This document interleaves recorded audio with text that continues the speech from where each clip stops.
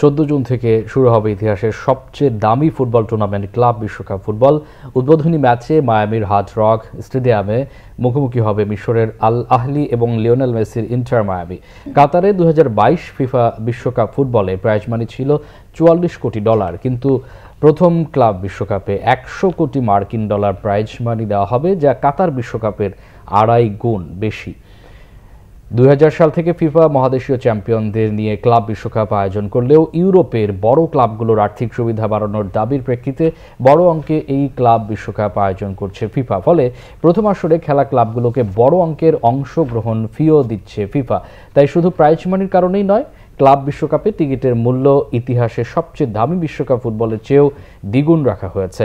13 July new জার্সির MetLife স্টেডিয়ামের club বিশ্বকাপ ফাইনালে টিকিটের দাম ফুটবলে নতুন রেকর্ড গড়তে চলেছে। ম্যাচের টিকিট €600 থেকে সর্বোচ্চ €8000। টুর্নামেন্টে 32টি দল মূল পর্বে 8টি গ্রুপে লড়বে। ইউরোপ থেকে শীর্ষ 12টি ক্লাব, ল্যাটিন আমেরিকা থেকে 6টি, এশিয়া, আফ্রিকা এবং কনকাকাফ থেকে 4টি করে এবং ওশেনিয়া অঞ্চল থেকে 1টি এবং স্বাগতিক দল হিসেবে ইন্টার মায়ামি খেলছে প্রথম আসরে। তবে ইউরোপ থেকে বার্সেলোনা, ম্যান ইউনাইটেড, লিভারপুল, আর্সেনালের মতো ক্লাব প্রথম আসরে খেলার যোগ্যতা অর্জন করতে পারেনি।